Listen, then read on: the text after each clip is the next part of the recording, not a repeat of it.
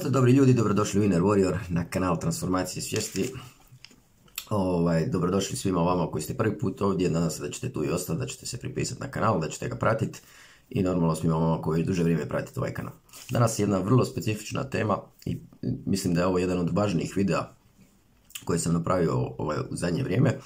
Mislim zbog toga jer je u biti informacija koju ću vam dati bi vam mogla biti poprilično korisna, znači za vas, za vašu obitelj, tako da bi bilo dobro da poslušate cijeli video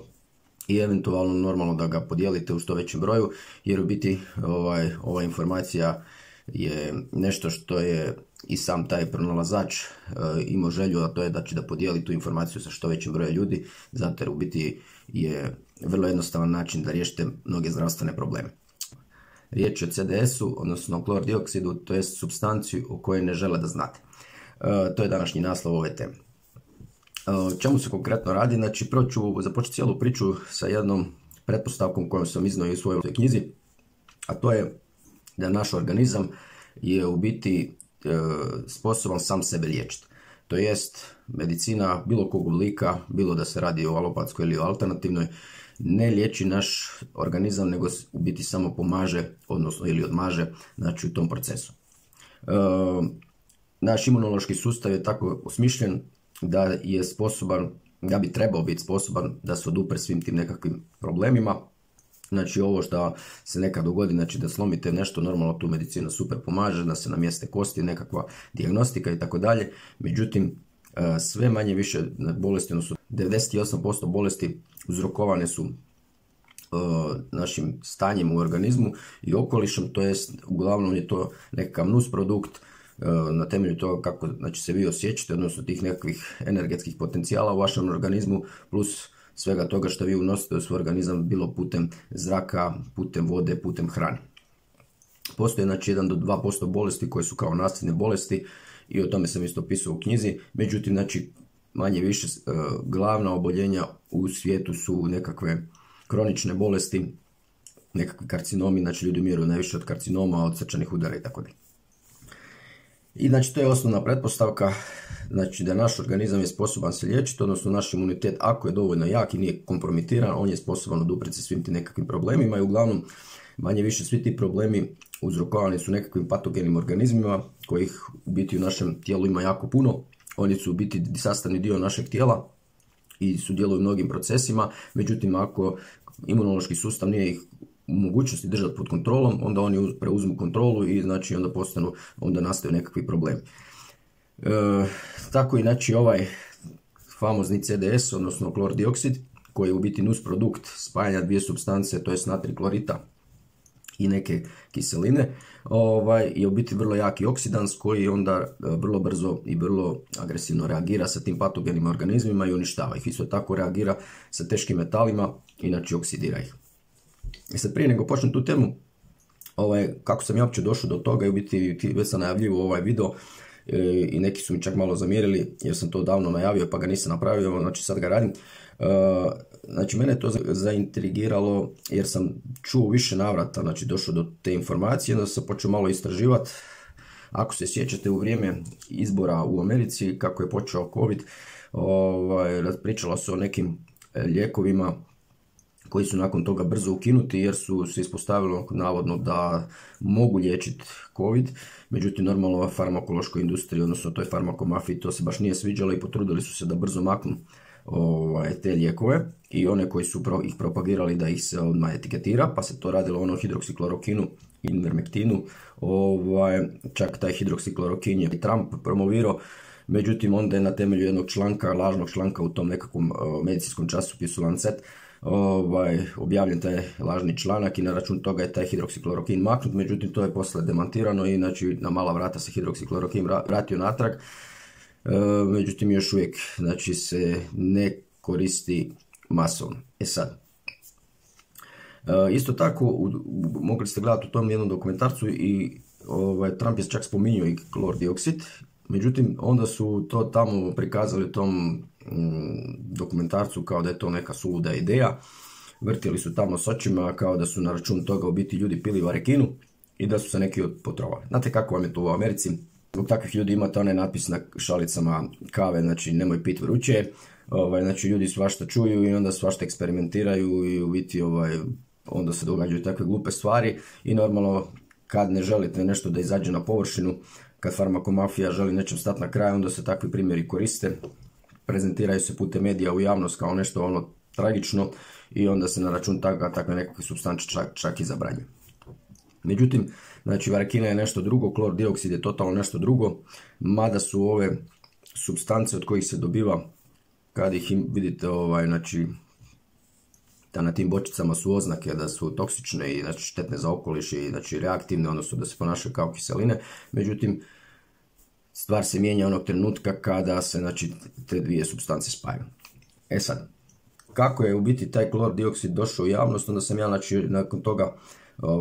igrom slučaja, to vam je tako, pobrine vam se univerzum, desili su se neki sinkroniciteti, pa sam onda upoznao neke ljude koji su isto pričali o tome, pa su mi rekli da oni to koriste, pa sam našao isto na YouTube nekakve ruske znanstvenike, odnosno ruskog akademika koji propagira isto taj spoj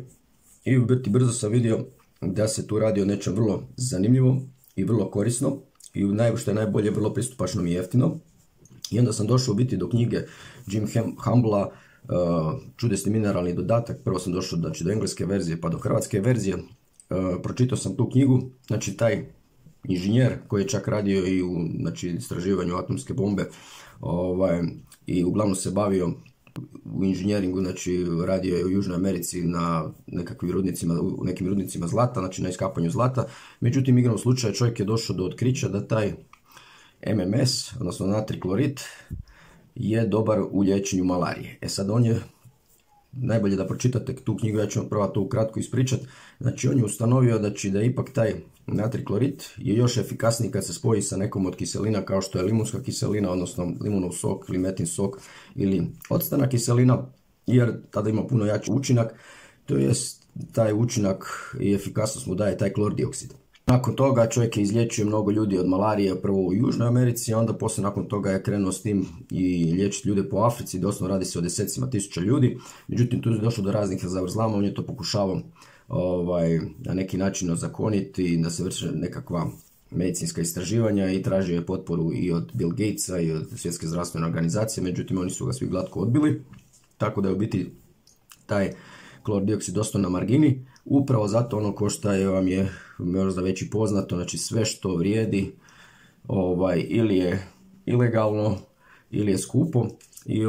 i znači ako je u biti pak jako pristupačno, onda će se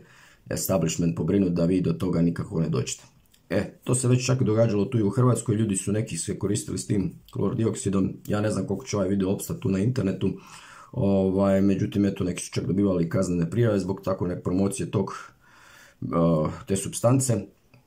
Ograđujem se, znači tu sam samo u svrhu informiranja, vi sve što radite na osobnu odgovornost, nadam se da ste pročitali uvodni onaj dio na svakom mom videu. Znači ja ću vam dati informaciju, onda vi s tom informacijom radite što god želite. Ja vam savjetujem da se u svakom slučaju dobro informirate, znači već isto bi volio da svi vi koji imate neko iskustvo dostavite komentare znači nakon ovog videa, tako da i drugi ljudi mogu vidjeti o čemu se radi i kako su vaše iskustva. Znači konkretno ja ću vam isto tako u opisu ovog videa ostaviti nekakve linkove gdje vi možete naći još neke dodatne informacije. Međutim, da krenem dalje, znači napitak se priprema vrlo jednostavno, napravio sam prije ovog videa jedan kraći video, nekih minutu i pol, tutorial kako se u biti miješaju supstance. Supstance možete kupiti na internetu, čak sam vidio da ima i na Amazonu, možete kupiti preko jedne stranice u Sloveniji, nekad se moglo kupiti isto preko interneta, preko jedne stranice u Hrvatskoj, međutim tu sam vidio da su pritisnuli tog distributera i da se to više tu ne prodaje. Pitamo se zašto. Znači, kad se te dvije komponente natriklorid, pazite natriklorid, ne natriklorid, natriklorid je sol obična, znači natriklorid je NaClO2 i znači to je u biti inače u izvornom obliku praškasta jednostavno, odnosno nešto slično kao onaj magnezij klorid, znači koja je jedna sol, on se miješa s vodom, dobije se ta otopina i onda se taj znači takozvani MMS, odnosno stabilni kisik, on se miješa sa tom kiselinom nekom, znači da li je to 10% limunska kiselina, da li je 5% octana kiselina ili limunov sok ili limetin sok. Ja konkretno koristim solnu kiselinu, odnosno klorovodičnu kiselinu 4% koja ide u kombinaciji kad kupite taj MMS, znači onda možete kupiti tu bočicu u istom iznosu, znači u tom kao nekom paketu, to je najjednostavnije tako. Znači to dvoje se pomiješa, doda se voda ili nekakav sok, znači sok mora biti prirodni, ne smije biti s dodatkom C vitamina, odnosno askorbinske kiseline koja u biti na neki način poništava djelovanje klordioksida i to se onda popije. Kad to popijete, klordioksid je vrlo jaki oksidans i on znači reagira sa svim tim nekakvim patogenim organizmima, a u međuvremenu znači ne može prodirati duboko u tkiva velikih organizama, to je čovjeka. I znači u našem organizmu, odnosno u krvi ima puno, uvijek se nalaze nekakvi antioksidansi koji će isto tako brzo reagirati sa klordioksidom, međutim on uglavnom ciljano napada sve nešto što je kiselo po prirodi, odnosno što je pH kiselo, pa tako najviše se znači reagira sa patogenim mikroorganizmima i sa teškim metalima. Jim Humble je u biti napisao knjigu, možete prvi dio knjige na engleskom jeziku naći na njegovim stranicama, čovjek skuplja donacije, znači, pa onda ako kupite drugi dio knjige, to sve ide taj novac ide znači, za liječenje ljudi od malarije u Africi. Ja ću vam također ostaviti neke linkove u opisu ovog videa, međutim, znači, ako otkrijete benefite klordioksida, onda bi bilo dobro da se na neki način zahvalite tom čovjeku, ne meni, nego znači tom čovjeku koji je najviše zaslužan da je taj klordioksid izašao u javnost i proširio je tu informaciju, puno je tu riskirao. Ljudi su koristili, on je na sebi testirao u puno slučajeva, znači najviše je testirao znači, na tim slučajevima malarije u Južnoj Americi, gdje je izliječio desetke tisuća ljudi, pa pogotovo u Africi gdje je čak malarija puno jača, znači jači oblik malarije. Međutim, tu je bilo još nekakvih drugih izlječenja, tako da su ljudi s vremenom počeli prijavljivati da su riješili druge bolesti, pa znači tu ljudi su riješili hepatitis A, B i C i ostale upale jetre, pa su se znači razni oblici herpesa riješili, neki su čak oni koji su bili oboljeli od AIDS-a, uspjeli su se znači riješiti AIDS-a, borelioze, karcinomi raznorazni, znači čak je neki melanom Jim Humble riješio na svojoj ruci, zmijski ujedi, trovanje hranom, opet kotline i normalno ovi ostali virusi kao što su prehlada i gripa. Sad za kraj ću vam ostaviti što se tiče COVID-a, imam jednu posebnu informaciju i to je službena medicinska studija. Također ću vam ostaviti link u ovom videu na taj dokument i malo detaljnije ću njoj reći malo kasnije. Uglavnom, znači, klordioksid je vrlo efikasan, znači pomaže, on nije lijek, međutim pomaže da se vaš organizam izbori lakše sa svim tim nekakvim patogenim organizmima koji su uzročnici tih raznih bolesti. Što se može dogoditi? Znači, nuspojave koje možete imati ako pretjerate sa dozom, pogotovo ako vam je imunni sustav kompromitiran, ako ste kompromitirani sa nekakvim toksinima u organizmu, onda klordioksid naglo reagira i vaše tijelo izbacuje te toksine i onda možete imati nekakve nuspojave kao što su proljev, mučnina, malaksalost, osip. Međutim, znači, ne trebate se zabrinjavati oko toga, nego samo znači, u idućoj dozi smanjite za kap dvije ili više znači, tu dozu i nastojite uvijek se držati znači, na tom nivou dok vaš organizam u biti nema nekakve teže posljedice. Neki ljudi su drastično znači, uzimali su velike doze pa bi onda bili u komi 2-3 dana, bilo bi im loše, međutim ubrzo nakon toga bi vidjeli velike promjene ili bi bolest kompletno nestala, odnosno taj virus se povukao i uglavnom bi se osjećali puno bolje. U svakom slučaju ja nikome ništa tu ne govorim da treba ni ne treba, znači ja vam samo dajem informaciju, vi onda s tom informacijom radite što želite. Znači tu sam isključivo u informativne svrhe. I sad ono što sam najavio, znači s obzirom da idemo u taj 4. val i da će nas opet pritiskati sa tim mjerama, sa tom željom da se što više procijepite, međutim vi koji se ne želite cijepiti, ja sam isto tako siguran da biste htjeli bez obzira na to ostati zaštićeni od bilo kakvih bolesti, odnosno virusa, gripe i prehlade i mislim da bi vam ova informacija mogla biti od velike koristi. Znači radi se o toj studiji koja je izvršena u Južnoj Americi, točnije u Boliviji. Zašto u Boliviji? Pa zato jer je tamo taj klordioksid zakonski priznat da se može koristiti u prevenciji i liječenju COVID-a i u biti sa tim što su oni to ozakonili, njima je ozakonjeno u augustu 2020. i nakon toga su rezultati se značajno smanjili po pitanju broja oboljelih i mrtvih, pa su tako sa 2031 dnevnih slučajeva nakon tog augusta spali na 147 dnevnih slučajeva, a broj smrtnih slučajeva sa 132 pao na 24, to je čak 82%. I u biti onda su oni htjeli to izvršiti to ispitivanje kao nekakvu tu studiju i dali su u biti tu inicijativu u više tih američkih zemalja i zajedno sa Španjolskom. Međutim, tamo ta administracija za lijekove su izdale upozorenje i zabrane za korištenje CDS-a, znači za konzumaciju kod ljudi, tako da je u biti ta studija jedino mogla biti sprovedena u Boliviji. Konkretno sad se sa tim CDS-om, odnosno klordioksidom i njegovim učincima bavi čak 5 fakulteta. Uglavnom,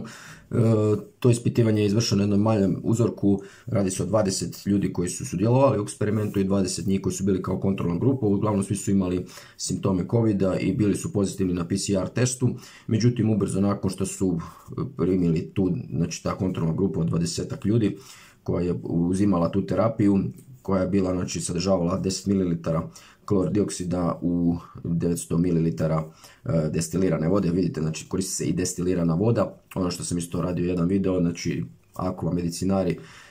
davaju piti destiliranu vodu i to, znači, na dnevnoj bazi, i ti ljudi su uzimali tu terapiju, znači, da nema nikakvog straha niti od destilirane vode, a nema, znači, ni od klordioksida. Znači, oni su pili litru tog napitka i u roku od 7 dana PCR test je, znači, bio negativan.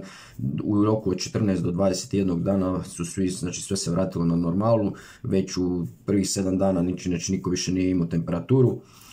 Uglavnom, zaključak, da parafraziram, znači, tu studiju kaže ovako, znači, bez sumnje možemo potvrditi na temelju izvršenih testiranja i dobivenih parametara da je CDS učinkovit u tretmanu COVID-19, čineći 5 RT-PCR testove negativnima u 100% slučajeva unutar 7 dana, te znatno smanjujući